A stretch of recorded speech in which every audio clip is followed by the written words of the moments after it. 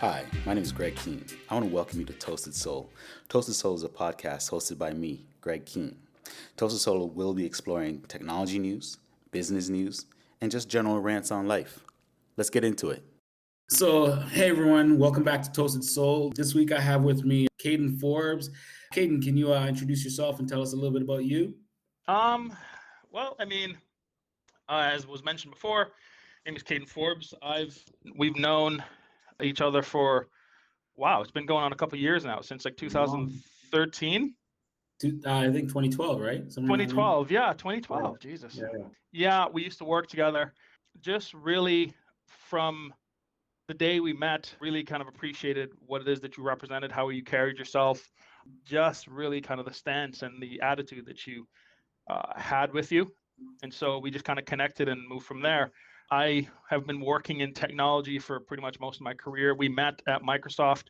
Right now I work for Indeed as an account executive for high growth, an amazing company, work with an amazing team. I have a 11-year-old, soon to be 12-year-old son that I'm teaching to play golf for the first time, and he's already better than me. So that's all right. I don't know if I should be proud or jealous, but that's basically it, man. Just trying to kind of make it through life. You took a picture one time. You're like right in my neighborhood. How long have you been in the neighborhood? I just moved into this area. I moved around February. Yeah, I moved around February because like literally I moved because it was like a 12-minute subway ride door to door from work. All right. So that had an appeal. Having all the restaurants. I'm a big foodie, love going out. The gym in the condo was amazing, like all of that. And so definitely more than I wanted to pay. But then when I kind of weighed out all the options and things like that, it was just like, all right, this is perfect. And then I got like a month of that for February, and then COVID hit and everything shut down. Yeah. Right. Yeah, so that's what I was gonna say. So you're in a great area, but now that COVID's around, everything is shut down. So you're not really experiencing it. Not experiencing it. Like my favorite restaurant is up the street, walking distance from me, a place called Grazzi's. I love that place, an Italian spot, right? I've only actually gone once, eh? I've been here for like 20 years. I've only gone once. It's a good spot, man. Like it's a good spot. And then my boy has his nightclub / restaurant. My friend John and Nicole, Alley Cats, just up the street from here. Spacco's just up the street from here. I haven't been able to do any of those things because, you know, when I moved back and forth to work, really kind of unpacking and stuff like that. And I'm like, okay, come March, when the weather changes, I'm going to get all that stuff done. I'm going to hit the gym, you know, get my biceps up, you know, flatten the stomach a little bit. And I'm going to go out and I'm going to shine, and then COVID. Yeah, for sure, man. I know what you're saying. It's crazy. It's unfortunate because, this is a great area and there's lots to do and lots to experience. How you handling with COVID? How are you dealing with it right now? How's it going? For me, working from home doesn't bother me. As you know, when I used to work for Microsoft, I was rarely in the office. Like I was rarely ever there. I was either client facing or I was kind of out doing my thing. So that doesn't really bother me. The biggest kind of struggle right now is not being able to go out afterwards, not being able to hit the gym, not being able to kind of differentiate my home from, like, you know, my gym, from my office, from my apartment has become like everything. Yeah. Right. And as you know, like condo in this area, they're not huge. No. So, right. And so, like, whereas before, it was just like all I had to worry about is like I'd come and relax, I'd sit on my couch, I'd sleep here. But as far as like entertainment goes, I can always go out if I want to take a walk, and I can always do that kind of stuff. With COVID, it's really kind of turned your home into everything, right? And so I'm really feeling the lack of space. Okay. Right. Because it's starting to feel tight. Because whereas like before, you know, 650 or 650, 700 square feet seemed like a lot, right? Until you're stuck in it every day, all the time. Yeah, I mean, like I try to get out. Like I go running in the mornings, I go training in the mornings, and I mean, like my little office area is like a little corner. Yeah. And it doesn't bother me. Like I'm here anyways, like all the time. I never sit on my couch.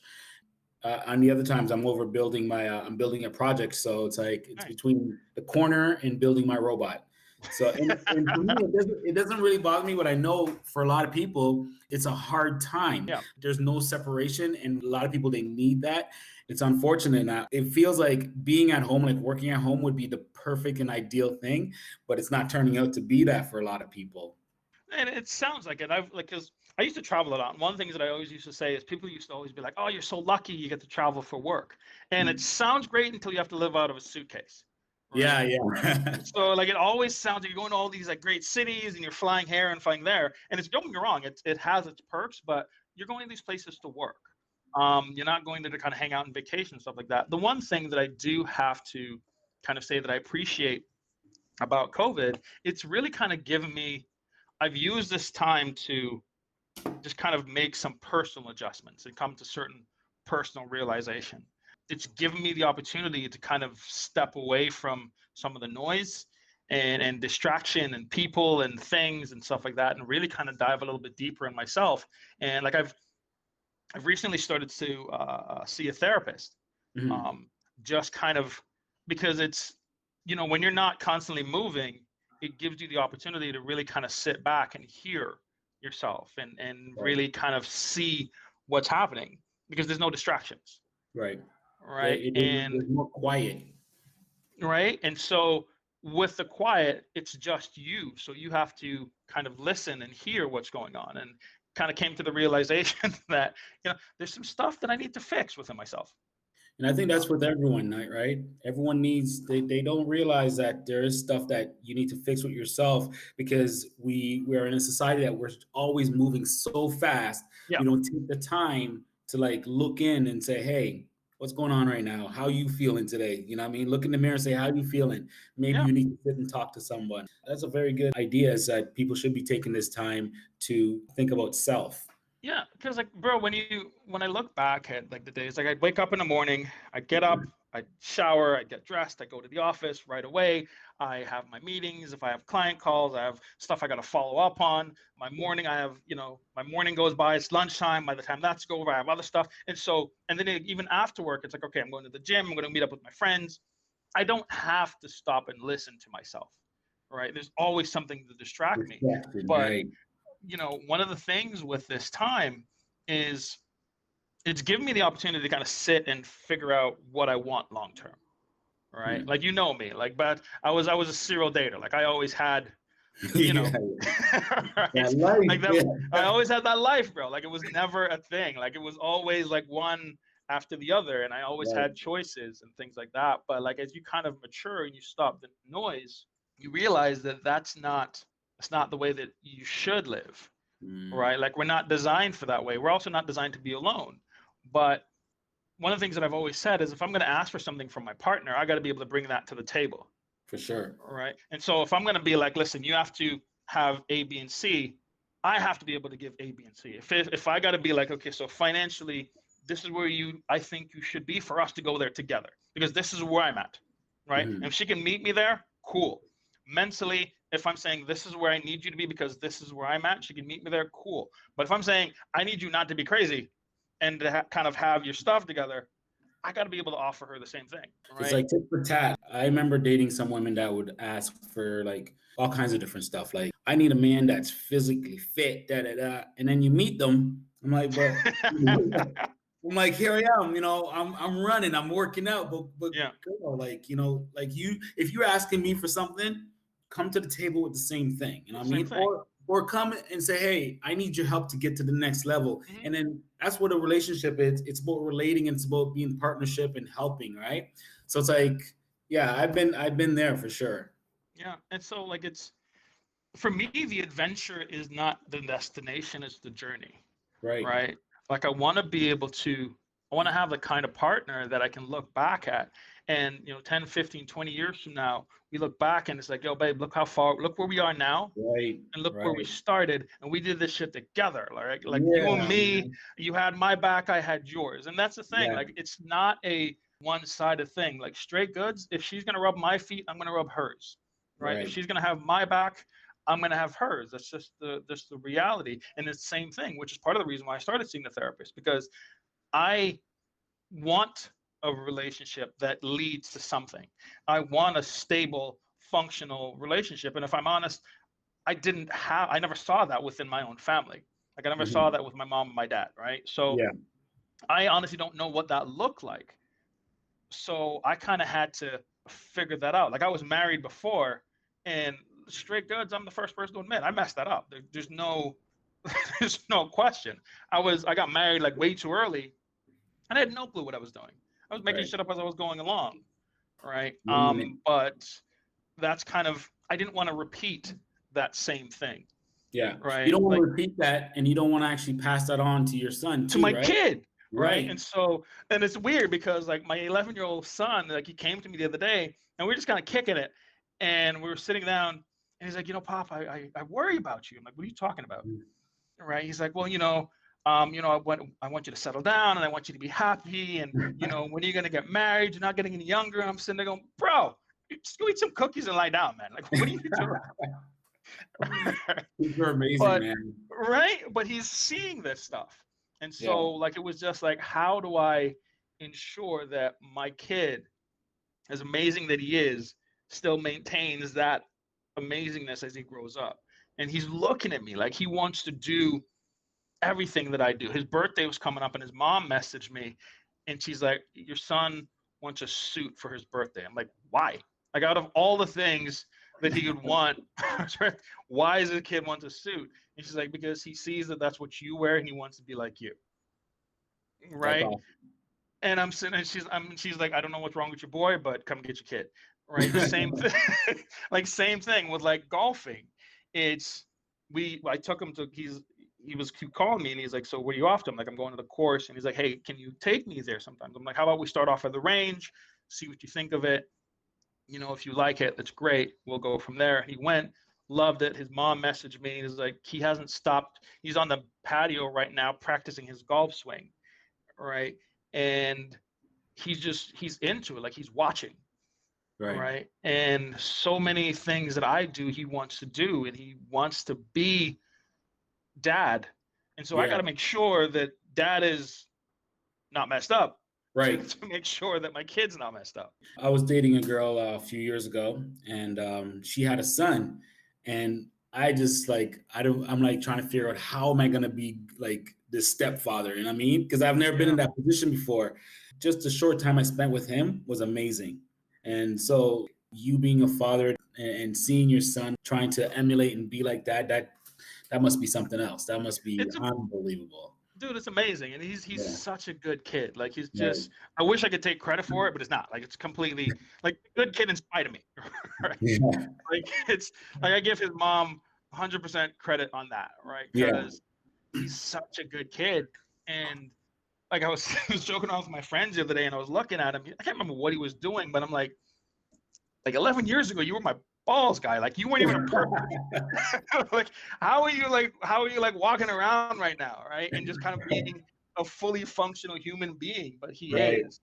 And I'm super proud of him. And he's smart, he's affectionate, he's caring. Like it was just, he came by the other day and after we had golfed, my shoulder was a little sore. And he's like, do you want me to give you a massage? And I'm like, and of course, like the man in me is like, don't touch me, boy. What? Go sit down. But like, he started kind of rubbing my shoulders and everything else like that. And like, I had to come to the realization that I can't be the same father that my father was. Like, I can't deal with him the same way. Not all black men, but I think a large majority of us, we do have that macho mindset, and we need to change that to change our future. But it's amazing that you recognized something that you need to adjust or whatever it is inside of you, and you're taking action towards it, because that action will then reflect down or trickle down to your son. He'll see this and it'll make a better man. I really commend you on that. A lot of people, when they hear you got to talk to a doctor, are you crazy? And it's like it's such a thing that men on a whole don't really believe in, but it's an amazing time when you sit down and you talk to someone, right? It'll change your life. Dude, 100%. And like I was very much that same guy. Like I came from the background where it's like therapy, that's white people stuff. right? That's not our stuff. You go get some sleep, pray, drink some ginger ale, you're fine, right? Right. In Jamaica, you drink some go. tea. Drink some tea and go lie down and go pray. Like, you want therapy, go pray. God is your therapist. And so, Right. like, that's the same kind of background that I came from. But I gotta tell you, like, this is, and if I can convince any of our men, any of our brothers to do something to kind of help right set certain things and break certain patterns, I'm telling you, bro, like, having somebody that you can confide in and somebody that there's no judgment, there's no, you can talk about anything to, right? Because a lot of us go through stuff. There's a friend of mine I was talking to, a bunch of us, we were hanging out, and about 3 or 4 of us, we went to Burger Priest, and we're kind of chit chatting. And it's interesting because, like, it's 4 brothers, and like 2 are from like Africa, like in Nigeria, and like the other 2 are from like the Caribbean and Jamaica, right? And so we have like the 2 different dynamics.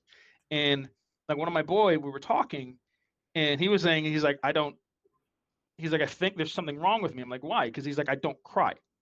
He's like, I can't, like, since I became an adult, I can't like think of the last time that I actually cried. And so me and like one of the other person in the group were both like seeing a therapist, and we were like, dude, there's something wrong with you. Like, it's just, he's like, I'm like, how do you release stress? Because he has a very stressful job. Like, he's a doctor. I'm like, how do you release stress? I'm like, do you like talk to your wife? He's like, nah. I'm like, so what do you do? He's like, she'll tell me her stuff, and then she'll ask if I'm okay, and I'll be like, yeah, I'm fine. I'm like, so you're a sociopath waiting to happen. Like, I'm going to read about you in a couple of months that you're on like a clock tower picking people off with a rifle. Because he's like, I'm like, you can't hold on to all of that between just being like a black man, which is difficult at best, right? But then you throw in what he does for a living. You throw in that he has like a young family and all that stuff. I'm like, bro, like, you need a release.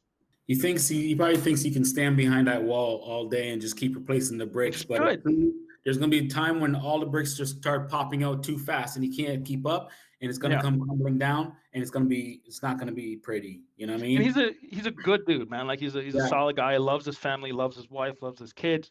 But I was him for like so long, where it was just like, we're all him, bro. Like, we don't talk about stuff, right? Like, you bottle it up, you drink, you gamble, you do everything except actually address kind of what the problem is. Yeah.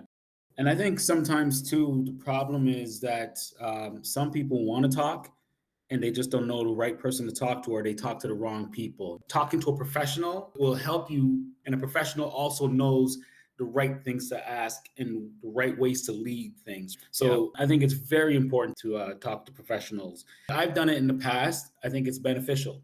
How do we get our community and all men on a whole, because I think all men need it. We're told that we're men, and men don't do this, men don't cry, men don't blah, blah, blah. But we are humans before we're men. And in a human, our emotions, and we're supposed to deal with these things. So what we need to try to do is try to figure out how we can get men open up more and talk more to, whether it's their spouse, their partner, or professional, but just embrace the fact that you have emotions as a human being. You're a person. Through talking to my therapist, there's so many things that came up that I didn't even remember, right?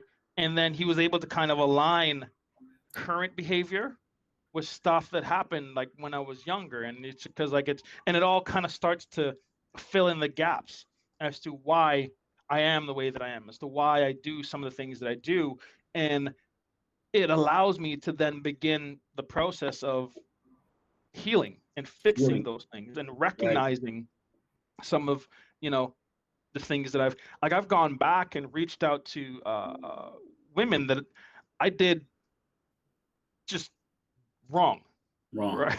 Just wrong. Like, I'm not even gonna sugarcoat it, and just no excuse, just apologized and give them the opportunity to really kind of ask me some of the questions that they needed. And like, all I could say was, listen, I'm going to answer you as honest as I can. It may not be what you want to hear. It may not be pretty, but it's going to be my truth as it is. Right. And like I've had people just kind of say to me that, you know what, I appreciate that. I appreciate you giving me this closure.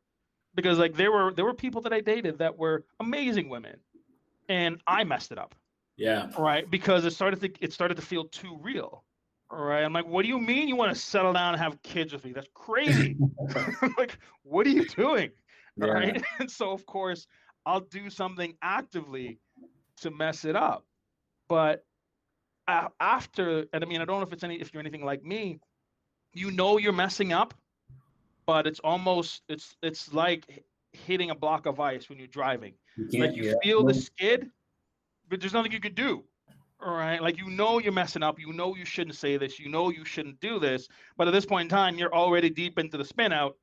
You might as well just go with it. I would say that it's also on the females. I can only speak on a black man's side and a black female side, because I've been with women that I really wanted to stay with. I was ready to like lock me up. I'm good, right? But, It's a wrap. I'm done. Yeah, like seriously, Yeah. I was there. I think sometimes even our women or even women need to sit down and be able to talk to people. I think sometimes they carry certain things with them that are negatively impacting relationships or negative outlooks of men, or they've experienced certain things with other men, and they bring that luggage into a new relationship and unpack it and expect like, okay, this is how he's going to be. And so I think, yeah, men definitely need to talk, but I think also women need their time with a therapist or a life coach or something. I do Yeah. 100%. Like, I've been very much like you, where I can say that as an adult, I've had my heart broken twice in my life. And by like, you know, like by broken, I mean, you wouldn't be living without having that, I think. You know what I'm right. saying? And by like broken, I mean, you know, crying in a corner, eating a bucket of ice cream. Been there. Right, bro. Just like, I can't believe this. You don't see any way out of the tunnel, and it hurts. Like, it physically hurts. Yeah. Right. The first time that happened, of course, was with my ex-wife. And the second time was with this girl, Allie. And I remember her to this day, bro. Like, this was the woman that I was gonna marry afterwards. Right. Like, this was it. Like, it wasn't perfect, but we were good. And I remember I told my parents that, yo, I met this girl, because my father doesn't live here, and so on like that. I told my parents that I met this girl, and, you know, I'm in love with her. I'm gonna ask her to marry me. Her birthday was coming up. I started like planning like her birthday. I was gonna ask her on her birthday. I had my boy that does wedding rings for like celebrities, like custom rings, like $20,000-$30,000 rings. And I'm like, yo, I don't have $20,000-$30,000, but I need you to make it look like it's $20,000 ring. Right? I'll give you like $5,000, and, you know, we can pretend. There, man. Right. And so I did the exact same thing. He's like, hey, right? I don't have 20,000, but hey, put me in here. Can you just make it look like it's $20,000, right? So, and he's like, don't worry, I got you. And I told my friends, and all my friends are like, word, like, you're getting, like, this is it. I'm like, dude, I'm done. Booked like a trip because I was gonna take her away, and like everything, and it fell apart. Like, we broke up. Her family situation got in the way. And I remember one of the things she said to me was, my life was too put together. Right. And like, that was just like, that for me, that was mind blowing. Cause like in my head, I'm like, I am so messed up. Right. Like, how, like, I'm still trying to figure shit out. What I do know for a fact is that I want to be with you, and I want to figure it out with you. That's the only thing I know right now. And she was just like, no, like, it's, you know, you know what you want, you know the direction that you're going, and, you know, your life has a pattern. Her life didn't have a pattern. And so when she turned me down, dude, like, straight, it broke me. Yeah. Because like, this was, to this day, like, you ask any of my friends that know me, they know that this is the one. You know, like, that one girl that you got where, like, if you can't block her. Right? Like, you know you should, but you can't.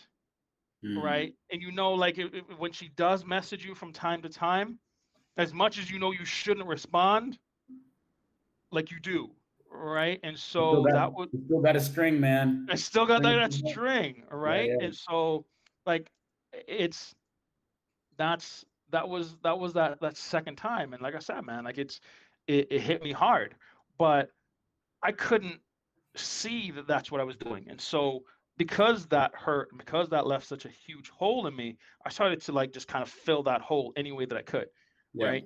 And so as long as I kept moving, as long as I kept dating this hot girl, as long as I kept dating that attractive girl, and as long as I kept going here, I didn't have to feel anything, Right.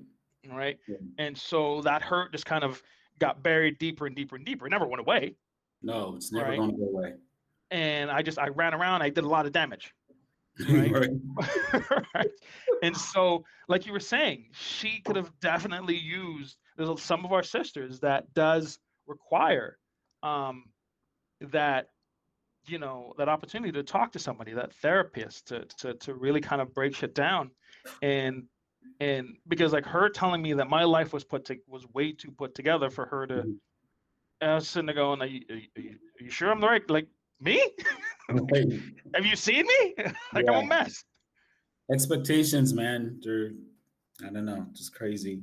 Yeah. Like, I don't know what to say on that. Like, I think people are like, they look at some people and they're like, oh my God, you're just so way up here. But it's like, you're not in my head. You don't know how crazy my life is. Like, you know what I mean? Like, I'm looking at you like your life is put together, and you're looking at me like my life is, you know, but we're both like, it's we're like both crazy. Yeah, it's like, yo, let's just hold my hand. Let's just walk this path together, and then we'll figure shit out. But we have to talk. We have to communicate. I mean, years and years ago, I remember people like when I was young, you know, old people are like, you got to communicate, all that stuff.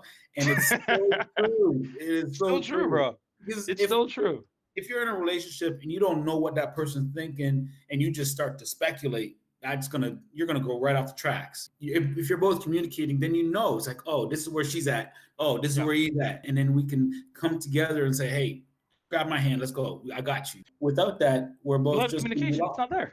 We're trying to make it up. And so if nothing else, what therapy has shown me is it's as much as I might think I know what she's thinking, I don't. I don't.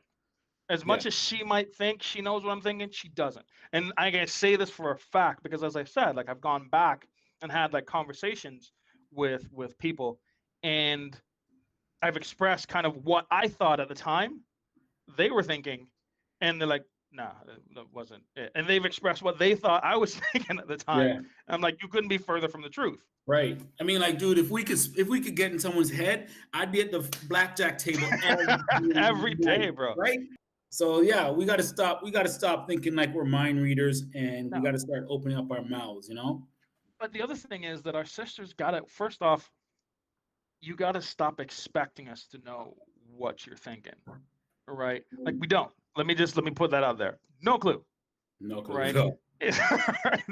There's no clue, no idea. Talk to me, right? I don't know what you're thinking. I don't know. I can't tell you the number of. I used to date this girl that, to me, it just felt like she didn't really care. It was just kind of like it was flippant, right? And so she was extremely aloof and just kind of, it felt very distant and very disconnected. Like we'd get together, we'd kick it, but that would be it. And so I never really felt like I connected with her. And so for me, like I was just like, if she's not really kind of into it the way, then I don't have to be, right? So I kind of put her on that casually dating category of my life, right? And so when we broke up and we were talking and you know, as I said, like we had the conversation, one of the things that I realized is like she really, like she was feeling it, like she was really into it. Yeah. Right. Like this was like a relationship. This was something that she wanted, but she didn't know how to express that in a way that I could recognize it. Right. So for me, I just saw this girl that was just kind of like, all right, whatever. If we get together, we get together. And so like there would be times where like we were supposed to meet up and I'd cancel. Like, and so for like me, it was just like, it doesn't really matter. And like for her, right? Like she's like, I'm like, she's not really into me that much anyway. So if like I reschedule, go hang out with my friends, whatever. But like for her, it was It was a big deal. It was a big deal because like she's been looking forward to this like all week. Right. Yeah. But I don't know that, bro, because she's not showing me anything. Yeah. Like we're sitting there and she's like, we're on the couch, but you know, she's not really showing me the signs that I need to see to be like, yo, this girl's about it. And, you know, this is where we're going. But in her mind, her just being there was the sign. Right. Right. But I couldn't read it. Yeah, for sure. It's like we're not mind readers, and it's hard to like sometimes it's hard to read someone. There has to be some group that we can create where we can have with people and to say, hey, let's talk boy and girl. Like, yeah, I can't read your mind, you can't read my mind. Let's talk this through. I was thinking like something like a Black people roundtable for dating or something. Or maybe even on here, I'll have like maybe one day I'll have like a full-on group, you know, where we can, you know, what's inside the mind of a man and inside the mind of a woman, because that is, I think that is a lot of my relationships. That's where they were, was just like, yo, I'm chill. Like, yo, I'm kicking it. Like, I'm good, always good. But they always thought like Greg's not, you know, he's like, but I'm always like, I'm just chill. So I think that would be actually a good show to have a group of people just talking about, you know, like inside the mind of the opposite sex kind of thing.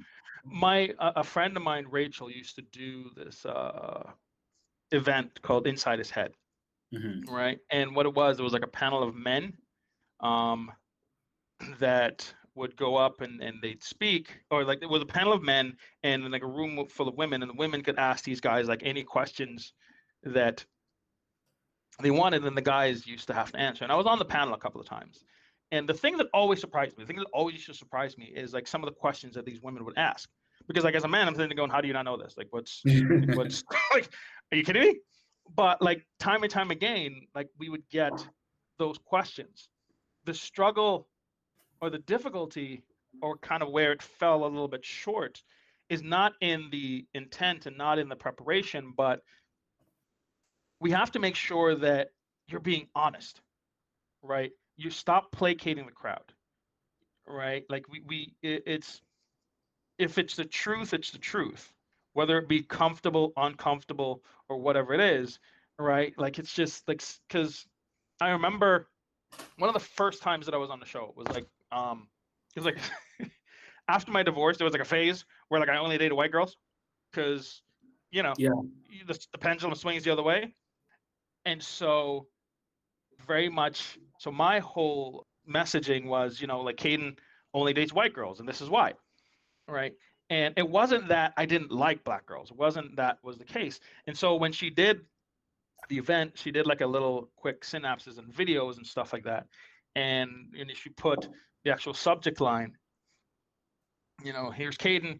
Caden only dates black girl or only dates white girls. Bro, the sisters got mad. Like they got like mad, like just, and you know, like I remember like this was years ago, and I remember like some of the messaging was, you know, what Caden needs to think about, like the mixed race kids that he's having with these white women, and you know, Caden is only dating white girls because he can't handle a real woman, and like all of that. And I'm sitting there going, that's not it. It's not it. That's not what it is. And so I remember my boy Sean came with me to the show, and before the show started, we were crossing the street. We were going to a store, and there was like 5 or 6 black girls coming towards the other side, and they were coming to the event. And all I heard was, "That's him," right? The word's out on you, man. Right? Like, all I heard was, "That's him." And like my boy Sean hears it, and he starts like walking slow. I'm like, "Yo, where you going, bro?" He's like, "Nah, man, I ain't trying to get stabbed." I'm like, "Really? You're just gonna leave me like this, eh?" And he's like, "Dude, you pissed off a sister." Yeah. But it wasn't that. And like, you know, after when we went and did the event and stuff like that, I was able to kind of explain for me what it was. Right? There's a to some, and I'm not saying that that's all what it is. There's a harshness to some of our sisters. And I told the story. I remember I was on a subway, and I gave several examples. One of the ones that kind of came to mind, I was on a subway, and this beautiful black girl walks on the subway, right? And I see her, and like right away, I'm just like, I go over and I say, hello. Nothing. She cuts her eyes, walks past me, sits down. I'm like, all right, whatever. I'm just going to leave it alone. A couple of stops later, average looking, let's say average looking non-white, non-black girl comes on the subway. And she's happy. She's laughing. She sees me. We make eye contact. She says hi to me. Yeah. And then we sit down, we start chatting, we exchange phone numbers, we went out a couple of times, nothing came of it. And listen, I completely understand that these are two people living different lives, different scenarios. For all I know, the black girl just lost a job and the white girl just got a promotion, right? So like it's is that correlated in a way? Right, but that's what I'm saying. Like it's just there's 1,001 different reasons why the attitude could have been the way that it is. But then I flipped the script. I was at a restaurant with a friend of mine. Again, stunning black girl comes in the restaurant. We're sitting down and we're having lunch. And I see her and I'm sitting across the table from my boy. And I'm like, she's gorgeous. And he's like, yeah, she is. He's like, go talk to her. I'm like, there's no way I'm going to go talk to her. He's like, dude, go talk to her. And my phone rang and it was my assistant. And so I went outside the restaurant to have the conversation. And the entire time that I'm outside having the conversation with my assistant, like my boy's messaging me. He's like, yo, come in and talk to this girl. I'm like, just leave me alone. And he starts messaging me. He's like, yo, she's getting up to leave. And so I'm outside the restaurant and I see her leave and I'm like, okay. Like my boy's like, listen, if you're going to be brave at any point in your life, this is it. Like, think of the stories you're going to tell your grandkids. I'm like, nigga, you got me having grandkids? Like, what? He's like, but just do it, guy. So she leaves the restaurant and I put my PA on hold and I said, excuse me, miss. And she turns, gives me the hand, tells me to F off, and just keeps walking. So I'm like, okay. Yeah. And so like my boy comes out, and he's like, so what happened? And I told him the story, and he couldn't believe it. He's like, but why would you? Because he's a white guy. Right? He's like, that makes no sense. Right. I'm like, yeah, this is just what happened. He's like, I'm never going to tell you to talk to a girl ever again. Right? And so it's those are just kind of some of the things like where I get that we're all product of our past and of our history. And I get that everyone's journey and story is different. And again, I give her the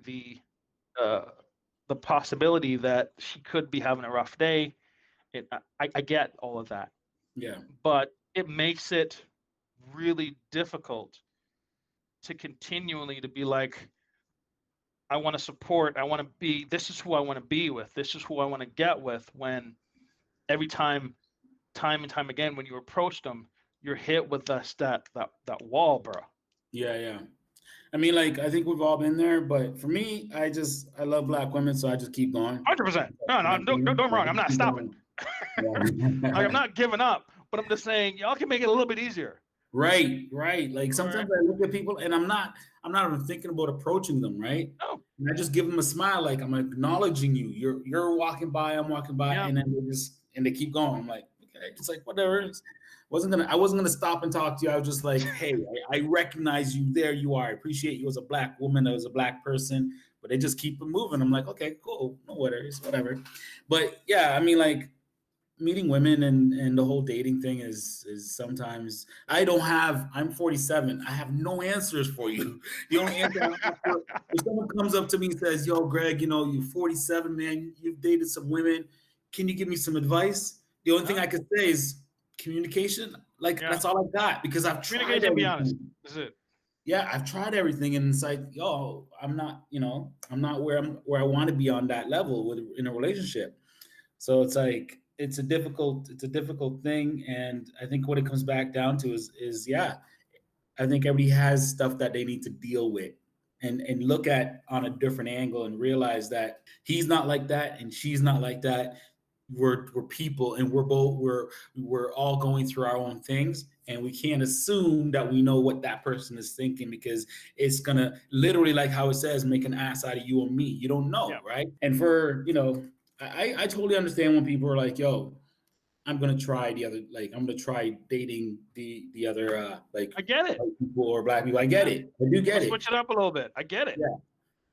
Because I think we're all searching. We all want love, and we all want that peace and love. And I think it's like, well, I can't find it here. Maybe it's over there, right? Yeah. And I totally get it. Like, we're not designed to be alone, bro. Like, we're not. We're meant, the way that we're created. We're meant to kind of find that partner to go through, as I said, the journey, right? And like, I look at kind of where I'm at right now in my life, and I know that if I had the right partner, the right support system, bro, like if we were doing this together, do you have any idea how much further ahead I'd be? Yeah, and a lot of people don't realize that, right? They don't realize it's like when you're in a relationship, you're teamwork. You're working together for a higher goal. Higher goal. Relationships, or they don't get into relationships and not realizing, like, come together, be a team, go for the stars, and you'll reach it. And I think that is one thing that a lot of people that get into some relationships don't realize. It's teamwork. You hear teamwork makes a dream work. It's the truth. When you're younger, like, I don't know about you, when I was young, I could date somebody because she's got a nice butt, right? Like, when it's like, she's pretty, nice butt, I'm good. Like, that's all I'm looking for, right? Like, once you get past a certain point, at a certain age in your life, priorities, they have to shift, right? Yeah. Don't get me wrong, nice butt's nice, pretty's nice, but what kind of person are you? What kind of mother are you going to be? How driven are you? How supportive are you? Are you funny? Can you take a joke? Are you intelligent? Can I have a conversation with you, right? Because I don't know about you, like, sex only lasts so long. At some point in time, we're gonna have to talk. Yeah. Right. And if you have nothing to add to the conversation, I'm gonna be looking for a reason for you to leave. Yeah, I mean, like, I like a big butt and a pretty smile, but if there's nothing in your head. Because sometimes I just get totally, like, cerebral, you know what I mean? Like, I just want to talk about some deep shit. Like, I build robots, dude, right? So I need someone that can on some level. Yeah. So, yeah, big butt and pretty smile, but you have to have a brain to match, too. You gotta have a brain. Like, the requirements is a minimum, you got to be smarter than me. Because, right? Like, a minimum, you got to be smarter than me. Because if you're dumb, I'm gonna mess with you. It's just my personality. Yeah. And it gets boring. And it gets so boring. Yeah, and I want to be able to learn stuff from you. I want to be able to learn stuff from you. I want to be able to teach you stuff. I want to be able to have certain conversations. Like, I've told women this: if we're driving on the highway and I start talking about, like, politics and, like, real world issues, and you bring up the Kardashians, get out of my car. Woo! I wouldn't even stop. Right? Fuck out of here. Just get out of my car. Like, if you start talking about what Kanye's new, get out of my car. No, you got right. Yeah. Right. So stuff. Yeah. So, Caden, I'm gonna just have, like, 3 questions I wanted to ask you. So, the first question is what makes you successful? Yeah, what makes you successful? You can either answer it like that, or what do you consider success is? And it's an interesting question, because, again, everyone's success or version of success is different. One of the things that I've come to realize in my older years is I'm never satisfied when it comes to certain things. I'm always pushing. It's like, okay, so I've gotten this goal. It's like, all right, cool. What's next? Right? And so that's kind of how my brain works. And that's how, coming from the background that I did, where, being born, like, I was born in Jamaica. We didn't have a lot, but what we had was clean, right? Like, I only had, like, one, pair of shoes for school and one uniform, but that uniform was washed and ironed every day, right? So we didn't have a lot of stuff when I was a kid. So there's that mentality that I got to go out and I got to get more, right? I can't live that life. I can't let my kid live that life, and so on. And so for me, success is measured by being able to provide for my family, right? When I get married, being able to put my wife in a position where I can say to her, you don't have to go to work if you don't want to, right? Like, we're good. Yeah. Where I can say to her, live your passion, find it, live it, and let's do it together. where I can send my kid to university or to college or whatever it is that he decides to do, one way or the other. He's doing one of the two, and he's not put in debt. Right. He doesn't graduate owing the government $60,000, right? Right. Those are, for me, those are the things when you're looking at long-term success. If you're looking at short-term success, I'm a competitive cat. Like I played sports when I was younger. I played football, rugby. I hate to lose. So success is, you got to be, if not number one, you got to at least be in the top three. Right. Right. And so my approach is always, you pick your target, work your way backwards. Right. Similar to kind of what they teach you on the field. Mm-hmm. Pick where you're going, you run through him. But how do you get to him? Right. And so for me, success is, like I said, being able to take a couple of vacations a year, having some savings in the bank, taking care of my kid, being able to take my son to play golf and buying him a golf set for his birthday, Mm-hmm. Things like that. So for me, that's how I measure success. A lot of people are like, well, it may sound like all of that is about money. It's not. It's just, let's be honest, money gets you through life. Like we can't live without it. You can't avoid it, right? You need it. You can't avoid it. You need it. So you can either develop a good relationship with it and just be like, listen, this is what I need. This is how much I need to live the life that I want to, or not. Yeah. Awesome. So my next one is, what is your passion? Interesting. Fashion. Like there's something about dressing nice is the ultimate equalizer, right? Smelling good, having, you're just looking a certain way. People walk upright. They walk prouder. I don't know about you, but when I look good and I know I look good, bro, you can't talk to me, man. You're crazy. Right? Like, even though I don't own this building, I own this place, guy. Right. Right. And so that's always been kind of a passion project for me. When I was younger, I had a line called Caden Gregory. It was a partner of mine, this guy that I used to meet and that I met in church, a buddy of mine, Gregory Hines. And so we started like this fashion line called Caden Gregory. And the whole point behind it was, just making people look and feel good. Mm-hmm. Like looking good on the outside as good as they feel on the inside. And, when you're confident, when you know that your suit, your clothing, your shoes, your tie, your hair, your beard looks good, it makes a big difference, right? Yes. And not just that, but like just teaching people that I love a good cigar. I'm a huge cigar fan. I love a good cigar. I love a good whiskey or bourbon or rum or whatever it is. And just kind of learning, the etiquette of cigars and kind of what they mean and stuff like that. Just being able to kind of pass on that knowledge, because there's a lot of class to it. What certain things mean, how to wear a proper waistcoat, what it means, what the difference between a monk and brogan or broguing, on a shoe means, and what pocket square goes with what suit, and like just little things like that. So not only kind of stuff, right, like that classy kind of, not only are you going to look good, you're going to feel good, you're going to know what all this stuff represents. If somebody comes at you and is like, yo, why are you wearing cufflinks? Know kind of the story behind it. So that's long-term my overall passion. Like I love fashion. So the last question is, you're in tech, we are basically living in a world where technology is king. Yeah. If I saw you on the street today on a regular day, what tech can I expect to find in your pockets? What are you carrying with you every day?